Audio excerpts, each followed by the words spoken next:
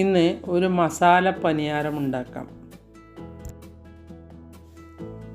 1 cup റവ പാത്രത്തിലേക്ക് ഇട്ട് കൊടുക്കാം. വറുത്ത റവയോ വറുക്കാത്ത റവയോ ഏത് റവ വേണമെങ്കിലും എടുക്കാം. ഇനി ഈ റവയിലേക്ക് 1/2 കപ്പ് തൈര് ഒഴിച്ചു കൊടുക്കാം. 1/2 കപ്പ് വെള്ളം കൂടി ഒഴിച്ചു കൊടുക്കാം. ആവശ്യത്തിനുള്ള ഉപ്പുമിട്ട് ഒന്ന് ഇളക്കി വയ്ക്കാം. 20 മിനിറ്റിന് ശേഷം എടുക്കാം. ഇനി കുട്ടികൾക്ക് വെജിറ്റബിൾ പറ്റുകയില്ലെങ്കിൽ ഇടണമെന്നില്ല. പക്ഷേ വെജിറ്റബിൾ ഇടുന്നതാണ് ആരോഗ്യത്തിന് നല്ലത്. നിങ്ങൾക്കിഷ്ടമുള്ള വെജിറ്റബിൾ എടുക്കാം.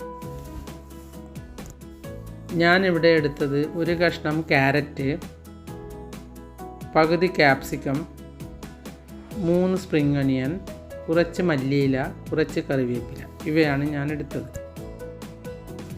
ഒരു പാനിലേക്ക് 1 ടേബിൾ സ്പൂൺ ഓയിൽ ഒഴിച്ചു കൊടുക്കാം.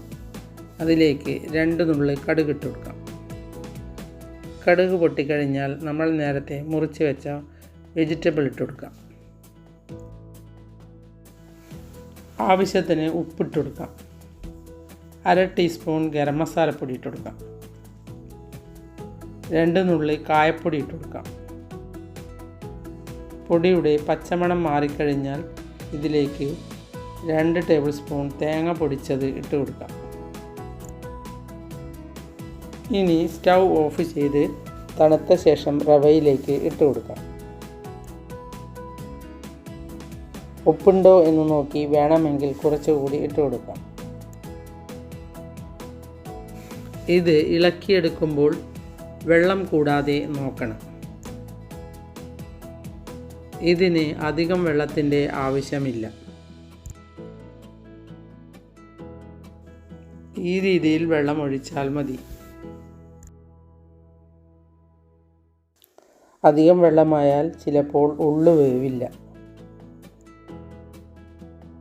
ഇനി ഇത് കാരപ്പാത്രത്തിൽ ഓരോരോ ടീസ്പൂൺ ഓയിൽ ഒഴിച്ചു കൊടുത്ത് ഈ കൂട്ട് അതിലേക്ക് ഒഴിച്ചു കൊടുക്കാം.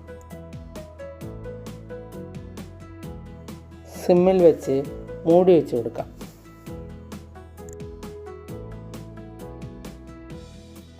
അഞ്ച് മിനിറ്റിന് ശേഷം തുറന്ന് നോക്കാം.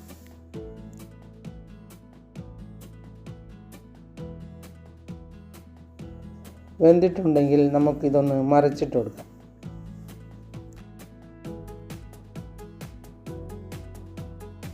ഇത് നിങ്ങൾക്കിഷ്ടമുള്ള ചമ്മന്തിയോ കറിയോ എന്ത് വേണമെങ്കിലും കൂട്ടിക്കഴിക്കാം.